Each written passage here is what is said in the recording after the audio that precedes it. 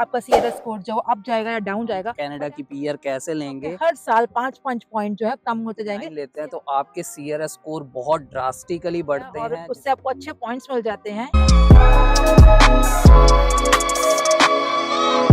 Hello friends, welcome to our channel NJ Canadian bloggers. मेरा नाम है जतिन, यह मेरी वाइफ निकिता। बहुत सारे ऐसे लोग होते हैं जिनको पीआर लेनी तो होती है, लेकिन उनको ये नहीं पता होता कि कहाँ से स्टार्ट करना है, कैसे स्टार्ट करना है, कौन से प्रोग्राम से स्टार्ट करना है। तो आज हम आपको डिटेल में सारे स्टेप्स बताएंगे कि आप अपनी कनाडा की पीआर इजीली अचीव कैसे कर सकते हो। अगर आप में से कोई भी कनाडा में है या आउटसाइड कनाडा है और कनाडा की पीआर लेने के लिए स्ट्रगल कर रहा है या कनाडा की पीआर अप्लाई करने की प्लानिंग कर रहा है, तो मेक श्योर आप हमारी इस वीडियो को लास्ट तक जरूर देखें, ताकि एज अ बिगनर भी अगर आप अभी पीआर का प्रोसेस शुरू करने लगे हो तो आपको पूरी हेल्प और गाइडेंस मिले सीआरएस स्कोर कैलकुलेट करने से लेके कनाडा की पीआर लेने तक। तो वीडियो स्टार्ट करने से पहले मेरा एक जरूरी काम कर दो, चैनल को सब्सक्राइब कर दो। जो लोग नए आए हैं उनको चैनल को सब्सक्राइब करना होगा और बेल आइकन दबाना बिल्कुल मत भूलना, और जाके वीडियो को लाइक कर दो, फिर आगे जाके देखना, क्योंकि वीडियो तो काम की होने वाली ही है। तो चलो वीडियो शुरू करते हैं।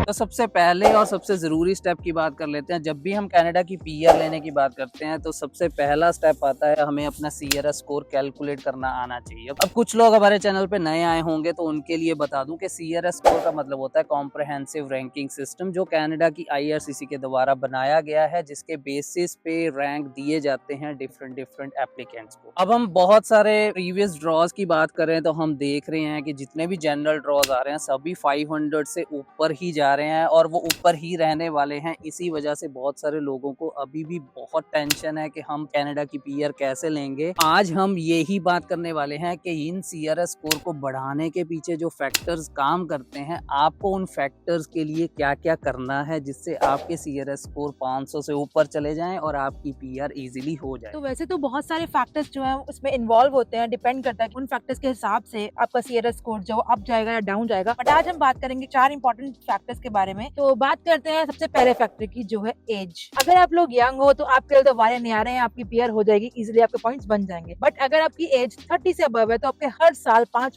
पॉइंट जो है कम होते जाएंगे सीआरएस स्कोर में। मान लो जी 2023 में आपकी एज 31 थी तो आपके पॉइंट जो है 5 कम हो गए। यही अगले साल आप देखोगे आपकी एज 32 हो गई है तो आपके 10 पॉइंट खत्म हो गए। तो हमारी एडवाइस यही है कि अगर आपको पीआर चाहिए, जल्दी से जल्दी चाहिए और पॉइंट्स भी अच्छे चाहिए, तो जल्दी जल्दी अपना प्रोसेस स्टार्ट कर लो, ताकि आप एज के पॉइंट्स का बेनिफिट ज्यादा से ज्यादा ले सको। तो अभी बात कर लेते हैं सेकंड मेजर फैक्टर की, जो सीआरएस स्कोर को काफी इफेक्ट करता है, वो है वर्क एक्सपीरियंस। गाइस, सबको पता होगा कि सीआरएस स्कोर बनाने के लिए मिनिमम जो वर्क एक्सपीरियंस की रिक्वायरमेंट है वो 1 साल है, लेकिन ये बहुत कम लोगों को पता है कि सीआरएस स्कोर मैक्सिमम पॉइंट्स बनाने के लिए वर्क एक्सपीरियंस 3 साल का चाहिए होता है। अगर आपके 3 साल का एक्सपीरियंस बना लेते हो तो आप फ्री के पॉइंट्स गेन कर सकते हो और अपना स्कोर बिल्डअप कर सकते हो। तो वीडियो में आगे बढ़ने से पहले मैं कुछ लोगों के लिए ये बोलना चाहूंगा कि सीआरएस स्कोर को बढ़ाने के साथ साथ हम आपको वीडियो के एंड में ये भी जरूर बताएंगे कि कौन से अभी भी ऐसे प्रोग्राम्स हैं जो बहुत इजी हैं, जिनमें सीआरएस स्कोर की रिक्वायरमेंट बहुत कम है। तो मेक श्योर आप इस वीडियो को कंटिन्यू देखना लास्ट तक, ताकि आप वो प्रोग्राम्स मिस ना कर। तो तीसरे पॉइंट की बात कर लेते हैं, जो एजुकेशन। बड़ा ही मेरा फेवरेट है, क्योंकि मैं एज अ स्टूडेंट यहाँ पर आई थी तो मैंने मास्टर्स लिया था। तो डिपेंड करता है कि आप अपनी बैक कंट्री से कौन सी स्टडी लेकर यहाँ पर आ रहे हो। आप 1 ईयर का कोर्स ले रहे हो, 2 ईयर का कोर्स ले रहे हो, कोई ग्रेजुएशन कर रहा है या कोई मास्टर्स कर रहा है या कोई डिप्लोमा कर रहा है, तो उसी के हिसाब से आपको पॉइंट्स मिलते हैं। जैसे मैंने मास्टर्स की थी तो मुझे काफी अच्छे पॉइंट्स मिले और मुझे पीआर में बहुत हेल्प हुई इस चीज की। अगर आप 1 ईयर का कोर्स लेके आते हो तो आपको सिर्फ 1 ईयर का वर्क परमिट मिलता है। अगर आप 2 ईयर्स का मास्टर्स लेके आ रहे हो तो आपको अप टू 3 ईयर्स का वर्क परमिट मिलता है। तो आपको बहुत सारा टाइम मिल जाता है, अपना वर्क एक्सपीरियंस बढ़ा सकते हो, तो बहुत सारी अच्छी चीजें हो जाती है उसमें। तो हमारी एडवाइस स्टूडेंट्स को यही है कि जब आपको यहाँ आना है तो एटलीस्ट आप 2 ईयर्स की स्टडी लेकर आओ, ताकि आपके पास एटलीस्ट 3 ईयर्स का वर्क परमिट मिल जाएगा। जैसे मैं आई थी एज अ स्टूडेंट मास्टर्स लेकर, तो मेरे पास एटलीस्ट 3 ईयर्स का वर्क परमिट था और मेरे पास इतना टाइम था कि मैं अपनी पीआर अप्लाई कर सकती हूँ और उन चीजों पे काम कर सकती हूँ। हमारा फोकस 2 ईयर स्टडी पे इसलिए है क्योंकि बहुत सारे प्रोविंसेस में पीआर प्रोग्राम चलते हैं जिनकी रिक्वायरमेंट्स 2 ईयर्स की स्टडी होती है और उससे आपको अच्छे पॉइंट्स मिल जाते हैं। तो उन पीआर ऑप्शंस की हमने एक वीडियो बनाई हुई, जिसका लिंक यहाँ पर राइट साइड पर आ रहा होगा, जरूर जाके चेक करना उस वीडियो को। बहुत सारे बच्चे मिस्टेक करते हैं, 1 ईयर की स्टडी लेके आ जाते हैं, फिर वो सोचते हैं कि हमारे पास सिर्फ 1 ईयर का ही वर्क परमिट है। और हम काफी सारी जैसे 101 कॉल करते हैं तो हमें बच्चे बताते हैं कि हमने 1 ईयर की स्टडी की थी, तो हमारे पास 1 ईयर का एक्सपीरियंस है, अब हमारे 3 महीने रह गए, अब हम क्या करें। हाँ ये है टेंशन की बात, बट अगर आप पहले से सोच कर आओगे कि 2 साल की स्टडी लोगे तो आपको एटलीस्ट 3 इयर्स का वर्क मिलेगा, तो ये अच्छी बात है। आपको बस बहुत ज्यादा टाइम मिल जाता है, कहाँ आपको 1 साल मिल रहा है, कहाँ आपको 3 साल मिल रहा है। तो अगर आप 2 साल की स्टडी लेकर आते हो तो आपको काफी सारा टाइम मिल जाता है अपना पीआर का पाथवे प्लान करने का। तो अभी चौथे बड़े फैक्टर की बात कर लेते हैं जो आपके हाथों में है। बाकी जो 3 फैक्टर अभी तक हमने डिस्कस करे उनमें कहीं ना कहीं आपका कंट्रोल बहुत कम है, लेकिन इस फैक्टर को आप बढ़ा सकते हो, कम कर सकते हो, इसके हिसाब से आप बेनिफिट ले सकते हो। तो ये फैक्टर है लैंग्वेज रिक्वायरमेंट। ये फैक्टर भी काफी इफेक्ट करता है आपके सीआरएस स्कोर को हिट करने के लिए। हमने देखा है कि मोस्ट ऑफ द जो पीएनपी प्रोग्राम्स है उनमें मिनिमम 6 बैंड्स की रिक्वायरमेंट होती है, और कुछ ऐसे प्रोग्राम्स हैं जिनमें उससे भी कम की रिक्वायरमेंट होती है, लेकिन basically most of the programs 6 bands ही मांगते हैं। हमारी एडवाइस तो सब स्टूडेंट्स को यही है कि आप CLB 9 लें, जिसका सिंपली मतलब यही है कि 8 बैंड आपके लिसनिंग में आने चाहिए और बाकी तीनों मॉड्यूल्स में 7 बैंड्स आने चाहिए। कुछ लोगों ने ऑलरेडी IELTS दे रखा होगा और उनके स्कोर्स कम आए होंगे, तो उनको घबराने की कोई जरूरत नहीं है। हमारा ये एडवाइस देने का पर्पस यही है कि अगर आप CLB 9 लेते हैं तो आपके CRS स्कोर बहुत ड्रास्टिकली बढ़ते हैं, जिसका आपको बहुत बेनिफिट होता है। लेकिन अगर आपके स्कोर्स कम भी हैं तो भी आप पीआर के लिए एलिजिबल होते हो, उसमें आपको कोई घबराने की जरूरत नहीं है। तो ये तो बात की थी हमने 4 फैक्टर्स के बारे में। इनके साथ साथ आपको मैं कुछ टिप्स देना चाहती हूँ। पहला टिप मेरा यही है कि जल्दी से जल्दी अपना IELTS दे दो, क्योंकि पता नहीं लगता कि कब कौन सा प्रोग्राम आ जाए और आपकी कहाँ पे एलिजिबिलिटी बन जाए। जैसे कि एग्जांपल TR to PR। तो दूसरा टिप है मेरा